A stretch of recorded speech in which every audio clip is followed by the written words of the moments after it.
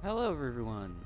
This is Wally515 here, your friendly neighborhood android. Welcome to episode 7 of Sibling Rivalry. I know a lot of time has passed, and unfortunately, this is not going to be a normal length episode. This is going to be kind of an update, mainly because I had some issues between episodes here. So, after the sixth episode, the last one I recorded there, I got it edited and I got on here to play. And I know I promised in the end of last episode I was going to space. Well, I recorded that. Problem is that we were having some issues with internet and power outages or whatnot. Not really an outage in the neighborhood so much as my dad messing with the breakers, and it ended up screwing up the server, so it took me time to fix that. And then I ended up working, and there's been a lot of time and whatnot. But during everything, it seems my recordings got screwed up for episode 7, so I have to apologize. There has been some time delay between, but I will kind of give an update to everything that happened. If you can see down in my on my hotbar, I did get the Elite Welder and Grinder. The Welder was found. What happened when I went to space is I found a couple asteroids. Unfortunately, no ores whatsoever, but they were some abandoned ships. And after some clever maneuvering, dying once or twice, and having to fly all the way back out there, I was able to take them down and essentially loot them. And they, of course, had nothing worth looting except for some ice to refuel my ship. But what they did have was this Elite Welder, and then another ship had the Grinder. On my return trip, defeated that I gained no uranium out of the entire trip. I saw what looked like another abandoned ship. Nothing on it, no antenna signals or anything. As I got closer, a drone flew past me, which I realized was enemy, and it turned around and started chasing me. Well, what I didn't realize was it wasn't an abandoned ship or an asteroid like I thought it was.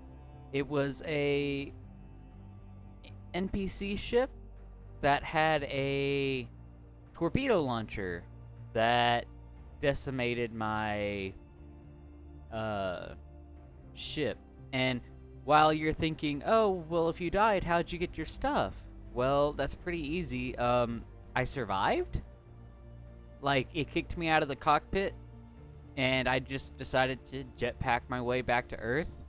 By the way, turns out the jetpack, if you have a couple of bottles, can literally get you to space and back a whole lot cheaper than one of those ships can.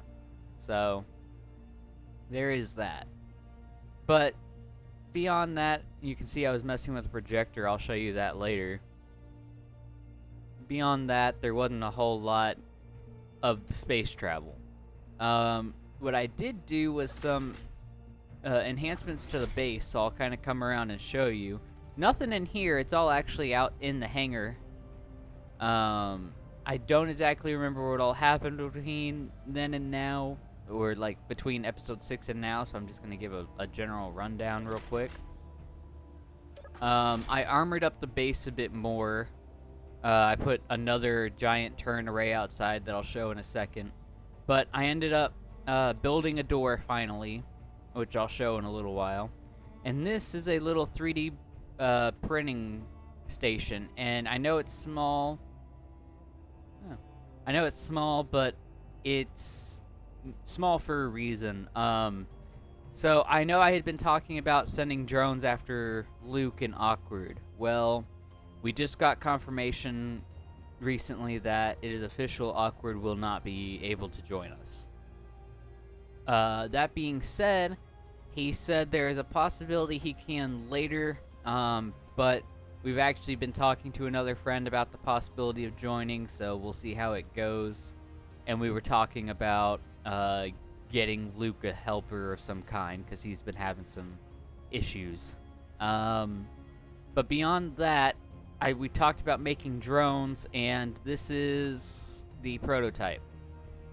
So 2 guns. It's got a camera. There's a remote control block, a programmable block, a timer block, and an antenna block, all built into this thing, as well as battery. Now, when I first built this on a single-player creative world, I didn't put this battery or this connector, and I was testing around with it, and it seemed okay as far as movement, but what I didn't notice was it was actually dying if you moved more than just forward, backward, left, or right, or up or down. All it was one movement. If you tried to do multiple things, it would literally die.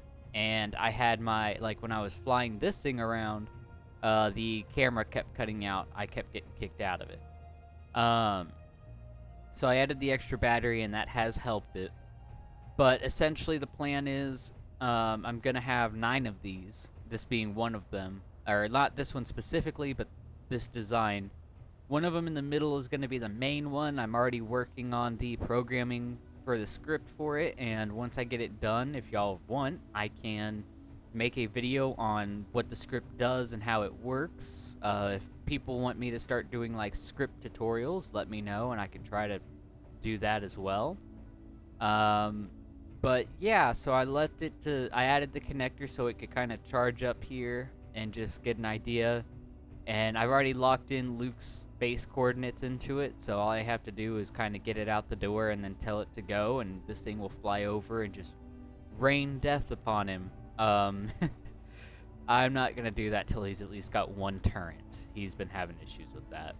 But I'm going to show you outside here. I put this little button. I guess I should also show you, I also have an antenna on the base where I have a button over there that controls if it's on or off. Right now it's off because I don't want people finding the base. But this will control the rotor, which then activates the door here. I wish it wasn't nighttime. But I'll turn the light on and kind of fly around. So here's the wind farm. I don't know if I expanded it since last time, but if I have, there you go. My big turret, as you've seen before, I don't know if y'all saw that I put, why is my light not working? Oh, there it goes. I don't know if y'all saw I put the Vulcans up here. They are all connected to the cargo system. You can see a cargo line running here. I have put vanilla turrets on the top of the wind farm because I was worried about this thing getting targeted.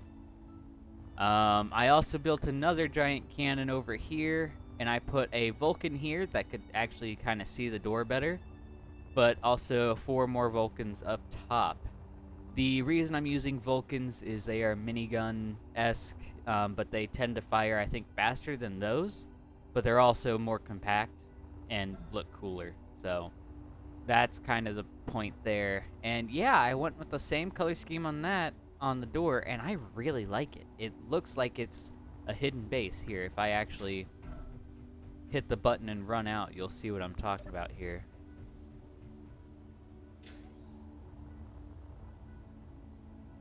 I mean, this thing looks like it's just a rundown lab, which I personally love.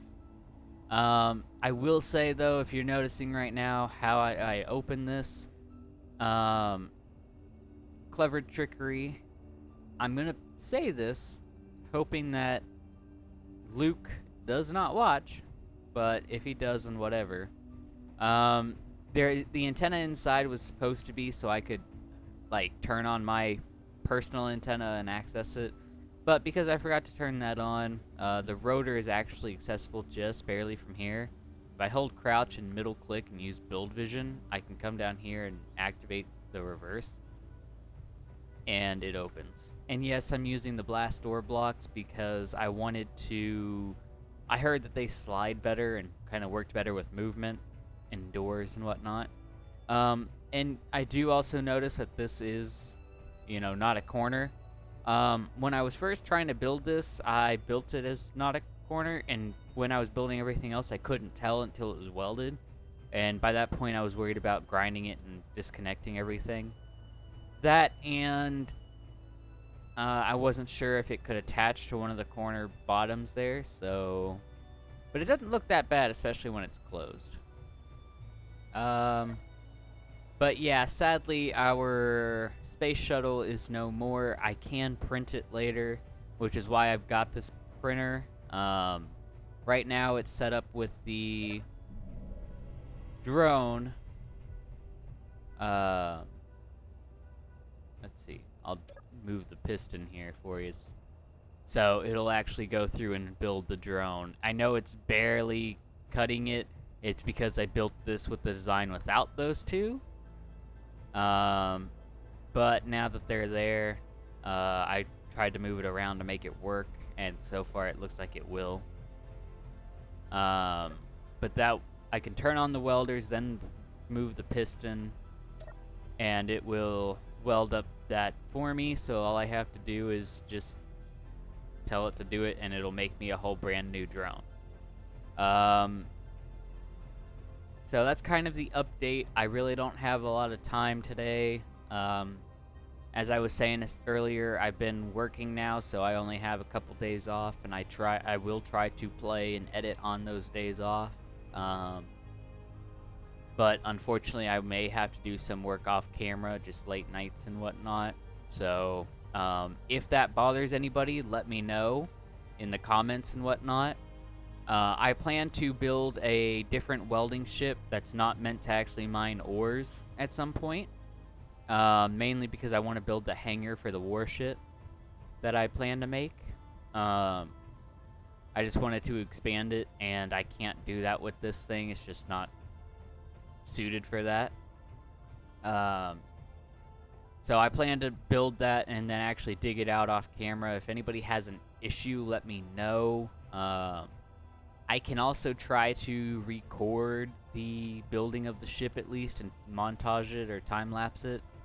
But yeah, just let me know what y'all think. I know that this is kind of a sporadic video, and I apologize for the delay between videos. I do know that I finally got Luke to start getting on the server again to try to prep. That was kind of the other thing, as well as I wasn't going to edit the 7th video and post it until I gave him some time, because I made him a deal that I wouldn't send my drones out until I was done editing everything. And he kind of neglected that offer.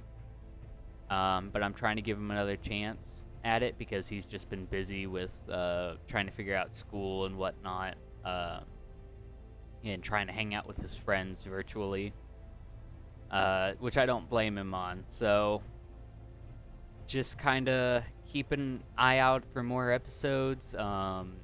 If you are watching, please just go ahead and, let your friends know. If we can really get this thing going, I think that would really make his day.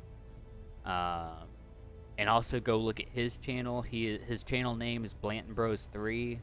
I know he goes by Super Luke.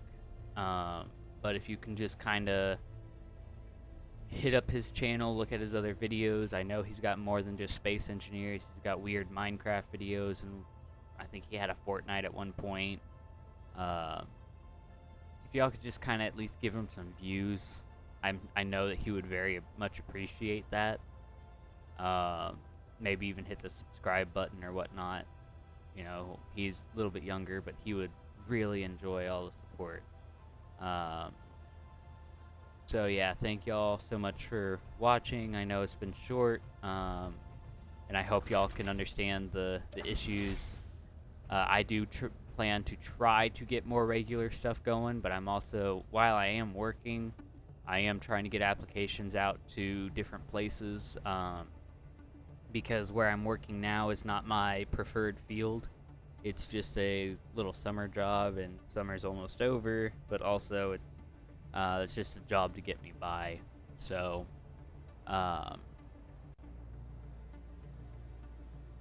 yeah, there may be some instances of me not being able to because I'm working or trying to get applications out or interviews and whatnot. So, I apologize for the upcoming videos being sporadic, but just bear with me. I'm going to try to get as much as I can out. But yeah, And I definitely think I'm going to make a video as far as talking about the drone script. I know I said tell me if y'all want it. I think I'm going to do it as a side video, mainly because I know that there was a script at one point that actually had a formation, but the problem was is they were having issues with the new way that the antennas send signals. But I did some research into how they're working currently, and now that I understand a little bit of it, I'm going to be experimenting on that creative world. I've already got 2 drones in place, because copy and pasting in creative is so easy. But I plan to take that and try to make it work. I've already figured out how to determine the master drone's position and how to alter it before sending it to the slave. So it's a work in progress, but I got a lot of work done recently on it, and I plan to keep it up. And I will explain kind of how everything works. And if there's some of you that don't know programming at all, I'm going to try to make it so that it's understandable. Basically, the one thing I'm going to premise right now is it's C#, a language that I'm not actually fluent in. I'm not, like, good at. But I do know, like, C and C++. And I understand how the programming structure works, so I'm learning as I'm going. So bear with me if you see my scripts and they're like brute force method, or if they're just like outrageously complicated for what it actually needs to be. But I just get it working and then am happy with it. I'm proud that I get it working. But if somebody gives me a suggestion on that next video of like how to make it better, I will definitely take it into consideration and try to implement it the best I can. Anyways, that's basically just a very long-winded rant or discussion because it's been so long since I've recorded and whatnot, so I'm kind of not used to it. But again, thanks you everyone so much for watching. And all the support I'd seen in the past videos. I know there's been comments that I haven't exactly fulfilled on yet, like one of the comments talking about this connector setup, but I just haven't had time to get to it, so I would like to do that kind of on camera to explain it. So, but thank you all so much, that those of you that are actually watching and whatnot. Thank you for the support, and I will see y'all in the next video. Bye.